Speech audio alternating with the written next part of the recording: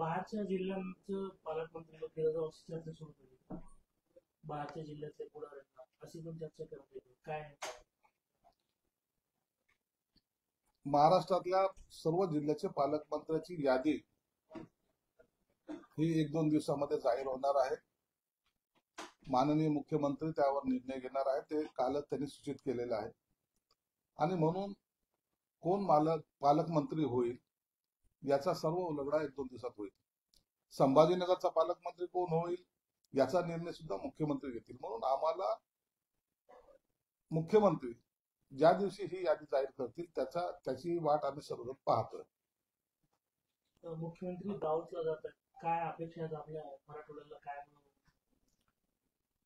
मुख्यमंत्री साहेब दावोसला जात आहेत. मागच्या वेळेला माजी मुख्यमंत्री एकनाथ शिंदे साहेब सुद्धा गेले होते. उद्योग मंत्री उदय सामंत गेले होते. आणि जवळपास त्यांनी 3.5 लाख कोटीचे MOU त्यावेळेला त्यांनी साईन केले होते. यावेळेला सुद्धा माननीय मुख्यमंत्री जेव्हा जात आहेत, आमची अपेक्षा आहे की मोठ्या प्रमाणात यावेळेला MOU साईन होतील. आणि निश्चितच आहे महाराष्ट्रात जेव्हा गुंतवणूक येईल त्या टायमाला नाशिक असेल, पुणे असेल किंवा मुंबई इतर भाग जो असेल तो आता संपूर्णपणे व्यापला गेलेला आहे. म्हणून येणारी ही इन्व्हेस्टमेंट जी आहे ती मराठवाड्यात बहुतेक सर्वात जास्त येण्याची शक्यता आहे. आताही 52,000 कोटी रुपयांची इन्व्हेस्टमेंट आपल्या DMIC मध्ये झालेली आहे. आणि आणखीन नवीन उद्योग हे जे काही एक्सपान्शन ज्याला म्हणता येईल तर पुण्या चाकण याच्यानंतर सर्व होणारं एक्सपान्शन हे मराठवाड्याच्या दिशेने होणार आहे. म्हणून याचा सर्वात जास्त फायदा दावोसमध्ये जी काही इन्व्हेस्टमेंट अग्रीमेंट जे काही साईन होणार आहे, MOU जे होणार आहे, त्याचा फायदा हा मराठवाड्यालाच होणार आहे. जितेंद्र आव्हाडांनी आज एक वक्तव्य केलं की सैफ अली खानवर जो हमला झाला तो त्यांच्यासाठी नाही तर त्यांचा मुलगा तैमूर याला मारण्यासाठी झाला. जितेंद्र आव्हाडच्या डोक्यावर थोडासा परिणाम झाल्यासारखं वाटतं. त्या सैफ अली खानने त्याच्या मुलाचं नाव तैमूर ठेवावं, औरंगजेबाब ठेवावं का अफजल खान ठेवावं, काय करायचं आम्हाला त्याच्याशी? त्याच्यामुळे एवढा काय फरक पडतोय आम्हाला? कोणाच्या मुलाचं नाव कोणी काय ठेवावं हा त्यांचा विषय आहे. आणि मला असं कदाचित असं वाटायला लागलंय की तो जो मारेकरी तो मुंब्रातला असावा. कारण की इतकी इत्थंभूत माहिती जी आहे ती जितेंद्र आव्हाडला जर असेल तर मग तो आरोपीचं नावही माहीत असावं आणि आरोपी हा मुंब्रामध्ये असावा. पोलिसांनी सुद्धा त्या दिशेने तपास केला पाहिजे. बेताल वक्तव्य करून पोलिसांच्या तपासामध्ये विघ्न आणण्याचा जो काही प्रकार करतायत मला वाटतं हा अत्यंत चुकीचा आहे.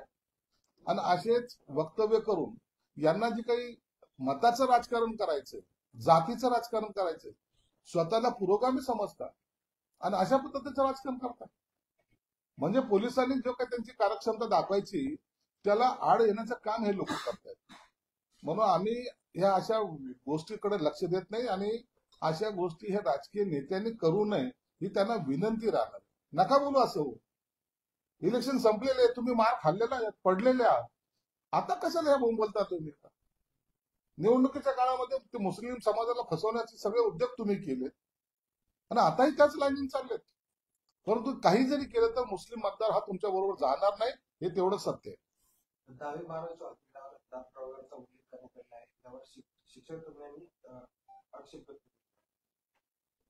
10वी-12वीच्या याच्यावर जातीचा जो उल्लेख केलेला मला वाटतं तो थोडासा माझ्या दृष्टिकोनातून तो गैरच आहे आणि तो काढला पाहिजे.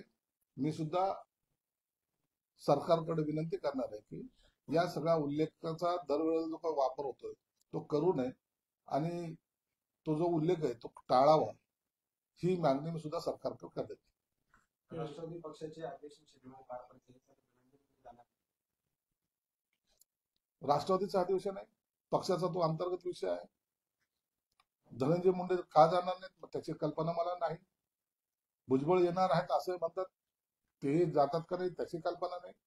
परंतु राष्ट्रवादी पक्षाच्या अंतर्गत हा विषय असल्यामुळं याचं सुनील तटकरे असतील किंवा त्यांच्या पक्षाचे नेते असतील हे सविस्तर तुम्हाला सांगू शकतील. यावर भाष्य करणं मला वाटतं योग्य नाही. नामविस्तार देण्यात PS संवाद सध्या शहरामध्ये खूप चालू आहे. PS चे अध्यक्ष रामदास आठवले म्हणतात मीच आहे, आज पण एक पत्रकार परिषद होते, काय नेमकं चालू असेल? पीएस सोसायटीचा वाद हा अनेक वर्षापासून तो चाललेला आहे. कोण अध्यक्ष व्हायचा कोण अध्यक्ष नाही याच्याबद्दल तर मी त्या वादात आम्हाला पडण्याची आवश्यकता नाही. परंतु एक दुर्दैवानं एवढंच आहे की बाबासाहेबांनी निर्माण केलेली ही संस्था या वादामुळे थोडंसं बॅक फुटला गेल्यासारखं दिसते. अनेक विद्यार्थ्यांनी तिथून प्रवेश सुद्धा काढून घेण्याचा सुरुवात केलेली आहे. म्हणून हा वाद मिटावा यासाठी आम्ही सरकारी लेवलवर नाही परंतु वैयक्तिक लेवलवर मी त्यांना विनंती करणार आहे. जर हा वाद मिटला तर सरकारकडून एवढी मोठी जमीन आहे की त्यामध्ये सरकारकडून आम्ही भरघोस निधी देऊन पीएस सोसायटीला पुन्हा नावारूपाला आणू शकतो. परंतु या दोघांच्या वादामध्ये सरकारचा कोणताही आम्ही पडण्याच्या मनस्थितीत नाही. लाडकी बहीण संदर्भात निवडणुकांमध्ये तुम्हाला चांगली मतं मिळाली, लाडकी बहिणीची बऱ्याच तुम्ही जिंकली. मात्र आता त्रुट्या काही पाहायला जातात, त्यावेळेस मला त्रुट्या आठवत नव्हत्या कारण मतं घेताना त्रुट्या कुठे गेल्या होत्या. नाना पटोले प्रश्न विचारला तुम्हाला. लाडकी बहीण योजना ही सर्वसामान्य बहिणीसाठी होती, जिला खऱ्या अर्थानं लाभार्थी होणं गरजेचं अपेक्षित होतं आणि आम्हालाही ते अपेक्षित होतं. काही लोकांनी फॉर्म भरायचा म्हणून भरले, काही तर माणसाने खोटे अर्ज दाखल केले. जवळपास ते त्याची म्हणजे मागच्या वेळेला 27,000ची काहीतरी ती संख्या होती. असे चुकीच्या पद्धतीने ज्या गडबडीमध्ये ज्यांनी फॉर्म भरले, काही बहिणींनी जे कॅपेबल आहेत चांगल्या हुद्द्यावर आहेत अशा महिलांनी सुद्धा त्याच्यामध्ये फॉर्म भरलेले. म्हणून आता त्यांना सर्वांना सरकारने सगळ्यांना सांगितलेले की जर तुम्ही चुकीच्या पद्धतीने भरले असेल तर तुम्ही तो विड्रॉ करा. आणि मला वाटतं त्याचा परिणाम होतोय. अनेक लाडकी बहीण जी सक्षम आहे तिने फॉर्म वापस घ्यायला सुरुवात केलेली आहे. त्यामुळं एक चांगलं होईल. ज्यांना खऱ्या अर्थानं आवश्यकता आहे, ज्यांना पाहिजेच, त्यांना सरकार आणखीन देण्याच्या मनस्थितीत आहे. गेल्या वेळेला तुम्ही जर पाहिलं तर आम्ही ती डेट वाढवून आणखीन वाढवली होती. जे कोणी फॉर्म त्याच्यापासून वंचित राहील त्यांना समावेश करण्याचा सरकारचा प्रयत्न होता. म्हणून चुकीचा अर्थ त्याचा काढू नका. आम्ही कुणाचा जाणून बुजून फॉर्म रिजेक्ट करणार नाही, परंतु जे पात्र आहे त्यांना मिळालं पाहिजे. आणि जो याचा चुकून बेनिफिट घ्यायचा प्रयत्न करतोय त्याने स्वतःहूनच विड्रॉ केलं तर मला वाटतं सरकारला ते एक सहकार्य राहील. पात्र लाभाच्या पलीकडे रक्कम आल्यास लाडक्या बहिणींना परत करावे लागणार अशी विनंती आम्ही केली आणि नियमबाह्य पद्धतीने अर्ज करणाऱ्यांच्या बहिणीचे पैसे परत घेतले जाणार असं आदेश निश्चित आहे. तर आदित्य तटकरेंनी जे सांगितलेले ते त्या खात्याचे मंत्री आहेत आणि ते त्यांनी घेतलेला योग्य निर्णय आहे. आणि मला वाटतं सर्व लाडक्या बहिणी याची दखलही घेतील आणि त्यांना सहकार्य सुद्धा करतील. शरद पवार यांचे निकटवर्तीय सतीश चव्हाण पुन्हा अजित पवारांकडे येत आहेत. निवडणुकीनंतर एक झटका बसला, त्यानंतर हा मोठा कुठेतरी डिसिजन घेतला.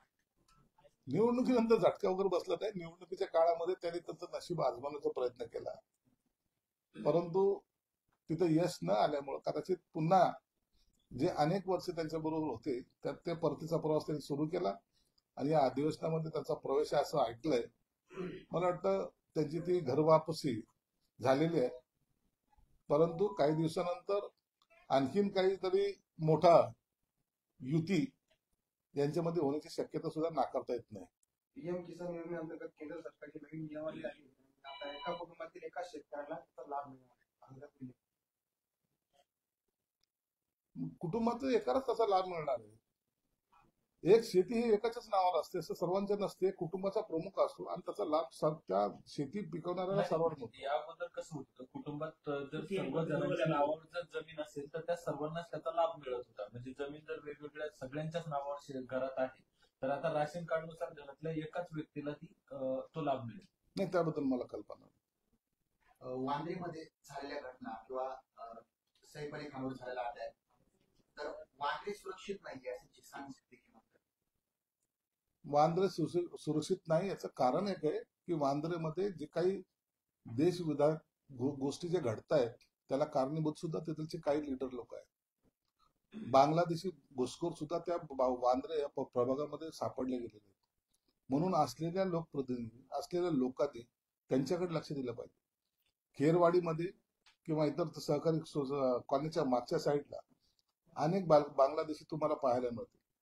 म्हणून ज्यांना आपण पोचलोय, ज्यांना आपण मोठं केलंय, ज्यांचे खोटे इलेक्शन कार्ड बनवले तेच आता तुम्हाला शिरजोड चढतायत, तुमच्या डोक्यावर नाचतायत. म्हणून त्याचा बंदोबस्त करण्यासाठी सरकारला यांनी सहकार्य केलं पाहिजे. मतदानासाठी त्या बांगलादेशींना कोण सहकार्य करतं, कोण छत देतं, कोण नेते ते नेमकं? हे आहेत ना, मुंब्रा मधले नेते आहेत, मुंब्रामध्ये भेटले तुम्हाला. मोठमोठ्या संघटनेचे अतिरेकी त्या ठिकाणी सापडलेले आहेत. दुसरं बांद्रा कलानगर हा जो भाग आहे तो परिसर जो आहे खेरवाडी परिसर तिथे सापडलेले आहेत. भिवंडी साईडला सापडलेले आहेत. अशा अनेक एरिया आहेत ज्या ठिकाणी बांगला घुसखोरीचं प्रमाण जास्त आहे. म्हणून सरकार आता त्याच्यावर कारवाई करण्याच्या मनस्थितीत आहे आणि निश्चितच तुम्ही पाहाल येत्या काळामध्ये सगळे हे बांगलादेशी तुम्हाला या देशातून बाहेर जाताना पाहायला मिळतील. दिलीप वळसे पाटील आता शिर्डीच्या अधिवेशनात असं म्हणाले की भाजप जर महानगरपालिकेचं स्थानिक स्वराज्य संस्थे निवडणूक सोडवलं असेल तर राष्ट्रवादीने कोणती सोडवायची तयारी केली पाहिजे, आम्ही तयार आहोत. शिवसेनेचं काय आहे संदर्भात तुमची? सगळ्याच पक्षाचं करतात. भाजपने जर ठरवलं स्वतंत्र लढायचं तर शिवसेना स्वतंत्र लढेल, राष्ट्रवादी स्वतंत्र लढेल. परंतु आमचं एक मत आहे की जे विधानसभेला जो मॅन्डेट दिलाय लोकांनी तो महायुती म्हणून दिलेला आहे. तुम्ही एक राहावं यासाठी दिलेले ते संकेत आहे. मला वाटतं महायुतीमध्येच या सगळ्या निवडणुका लढवल्या गेल्या पाहिजे. ताकद कुणाची वाढली कुणाची कमी झाली या भानगडीत जर आपण गेलो तर त्याचा फटका सुद्धा बसू शकतो. म्हणून आमची प्रामाणिक इच्छा आहे की महायुतीमध्येच या सर्व निवडणुका लढवल्या गेल्या पाहिजे. परंतु अखेरला नेत्यांनी निर्णय हा घ्यायचा आहे. स्थानिक नेत्यावर सोडून चालणार नाही. म्हणून नेत्यांनी जर निर्णय घेतला महायुती म्हणून तर कार्यकर्ते सुद्धा त्या जोमाने कामाला लागतील आणि ह्या सगळ्या ज्या महानगरपालिका जिल्हा परिषद या सगळ्या जिंकून येतील अशी एकंदरीत सध्याचं चित्र आहे. मला वाटतं या सगळ्या बाबीचा वरिष्ठ नेते योग्य तो विचार करतील. आता प्रफुल्ल पटेल यांनी एक माहिती दिली की स्थानिक स्वराज्य संस्थे निवडणुकीत जिथे युती करणं शक्य असतं तिथे युती करायचा आमचा प्रयत्न असेल असं ते म्हणाले. मग सगळ्याच असं असतो, हे कॉमन राईट आहे त्यांची. त्यांनी हा एक प्रयत्न केलेला आहे. परंतु एका ठिकाणी तुमची ताकद आहे म्हणून तुम्ही तिथं युती करणार नाही आणि जिथं ताकद नाहीच 75% भागामध्ये जर ताकद नसेल तर तिथे युती पाहिजे आणि 25% मध्ये ताकद असेल तर तिथे युती करायची. हा जो संभ्रम निर्माण करताय त्या संभ्रमामुळे कार्यकर्ते हा संभ्रमित होतोय आणि मग उद्या जेव्हा युती होते त्या टायमाला सुद्धा या सगळ्या गोष्टीला विरोध सुद्धा केला जातो. छगन भुजबळांचं एक महत्वाचं विधान समोर आहे, जहा नाही चैना वहा नाही रहना. चैन नाही का पक्षात करणार ते तुमच्यासोबत? नागपूर अधिवेशनामध्ये भुजबळांनी केलेलं ते वक्तव्य आहे. त्याच्यानंतर ते देवेंद्र फडणवीस साहेबांना भेटले. मला वाटतं त्यांचं समाधान झालं असावं. परंतु तरी त्यांना चैन नसेल तर ते ज्येष्ठ नेते आहेत. योग्य वेळेला योग्य निर्णय घेण्याची त्यांची ताकद आहे, क्षमता आहे. आणि आता राष्ट्रवादीच्या जर अधिवेशनाला ते गेले नाहीत तर कदाचित त्यांचा निर्णय ते चैन नाही असं म्हणता येईल. पण आता जर ते गेलेत तर याचा अर्थ त्यांचा आता तिथं त्यांना कळालंय की आपल्याला इथं चैन पण आहे आणि आपला तो योग्य तो सन्मान सुद्धा राखला जाईल. तुमचे मित्र अब्दुल सत्तार खास तर निवडणुकीपासून जास्त मित्र आता तुमची महाराष्ट्राने बघितली, पण त्यांनी एक वक्तव्य केलं होतं की मी संभाजीनगरमध्ये येऊन जे गुंडगिरी करतात त्यांची गुंडगिरी मोडीन, पण आता युटर्न घेऊन मी आता निवडणुकांनाच लढवणार नाही असं म्हणतात. चांगली गोष्ट आहे. कधीतरी माणसाने थांबलं पाहिजे. कुणाला नवीनाला संधी मिळत असेल त्यासाठी थांबावं लागलं असेल तर आता अत्यंत आनंदाची गोष्ट आहे. इतका समजदारपणा ह्या लोकप्रतिनिधी दाखवणं मला वाटतं ही चांगली गोष्ट आहे. नवीनांना संधी हे तत्व आम्ही पण काही दिवसानंतर पाळू. पण त्यांचं म्हणणं होतं की जाती एवढा मोठा विकास केला पण जाती राजकारण झालं म्हणून असं निर्णय घेतला. असं काही नसतं. ज्या टायमाला निवडणुकी माणसाचा जय पराजय होतो त्या टायमाला आपले हे समीकरण मांडले जातात. जातीचं समीकरण पाहायला गेलं तर जात किती आणि मतं किती याचा सगळा जर अंदाज काढला तर सर्व जाती धर्माच्या लोकांनी मतदान केलेलं असतं. त्यामुळेच आपण निवडून येतो. याचं सगळ्यांनी भान राखलंच पाहिजे. काल किरीट समाज संभाजीनगर दौऱ्यावर होते. छत्रपती संभाजीनगरमध्ये बांगलादेशींची संख्या अधिक आणि त्यात सिल्लोडमध्ये सगळ्यात जास्त बांगलादेशी असं ते म्हणतात. मग तेच तर सांगतोय, बांगलादेशी आहेत, काही बाहेर राज्याची येऊन थांबलेत, काही लोकांनी तिथे व्यवसाय सुरू केलाय. ही जी घुसखोरी ही जी दादागिरी ती मला मोडून काढायची. आणि हा जिल्ह्यापुरता मर्यादित प्रश्न नाही, हा महाराष्ट्रात लागलेली कीड आहे आणि त्याच्या अनुषंगाने जे काही राजकारण चालतं ते काही दिवसांतर घातक ठरतं. आज जे खून बलात्कार किंवा इतर ज्या घटना घडत आहेत, क्राईम रेट जो वाढतोय, तर तो मॅक्झिमम अशा लोकांच्या मुळे या महाराष्ट्रामध्ये वाढत चाललेला आहे. आजकाल जे आंदोलन होत आहेत, आजकाल जे काही गुन्हेगारी पाहतोय आपण, फक्त क्राईम रेट वाढल्यामुळे हे सर्व प्रकार घडत आहेत. आणि म्हणून हा क्राईम जर कमी झाला तर ऑटोमॅटिक सर्व महाराष्ट्र एक चांगल्या रस्त्याला लागेल. मुंबईच्या घटनेत बोलताना तुम्ही म्हणाले की तिथल्या स्थानिक नेत्यांनी पोहोचले किंवा त्यांनी मतदान कार्ड तयार करून केलं, तिथं तुमच्या पक्षाचेच म्हणजे आमदार आहेत, तर मग तिथे सिल्लोडमध्ये तुमच्याच पक्षाचे आमदार आहेत, तर मग तिथे कोणी केलं हे सगळं किंवा कोणी वाढवलं? कुठेही असेल, महाराष्ट्रात कुठेही असेल, त्या ठिकाणी आमचं बारीक लक्ष सरकारचं आहे. सरकार या बांगलादेशींना किंवा इतर आलेल्या लोकांना ज्यांच्यामुळे गुंडगिरी वाढते अशाची गय सरकार करणार नाही, हे तेवढं सत्य. तीन पक्षांमध्ये तू सुरू आहे, तुमचे वाद सुरू आहेत, तुमचं भविष्य काही व्यवस्थित नसले असं आहे ते ठाकरेंना वाटते. आमच्या भवितव्याची चिंता करू नका, तुम्ही महाविकास आघाडीची चिंता करा. महाविकास आघाडीमध्ये तू मैमे पण नाहीये आणि एकमेकांच्या गळा भेट पण नाही. म्हणून आज काँग्रेस त्यांच्याबरोबर नाहीये, राष्ट्रवादी त्यांच्याबरोबर नाही. अकेला चलूच्या भूमिकेमध्ये आज हे सर्वजण आहेत. म्हणून तुम्ही इतरांच्या याच्यात नाक खुपसण्यापेक्षा स्वतःचा पक्ष जो रसा तळाला गेलाय त्याच्याकडे लक्ष दिलं पाहिजे. माजी मंत्री छगन भुजबळ राष्ट्रवादीच्या अधिवेशनामध्ये सहभागी झालेत, मात्र त्यांची नाराजी अजूनही दूर झाल्याची दिसत नाही. यावर आपलं मत? आता त्यांना स्टेजवर बसू द्या, त्यांना बोलू द्या. त्याच्या पहिले वक्तव्य आपण बोलणं त्याच्यावर योग्य नाही. भुजबळ, आम्हाला अपेक्षा अशी आहे की त्या अधिवेशनामध्ये भुजबळ चांगले बोलतील आणि पक्ष मजबूत करतील.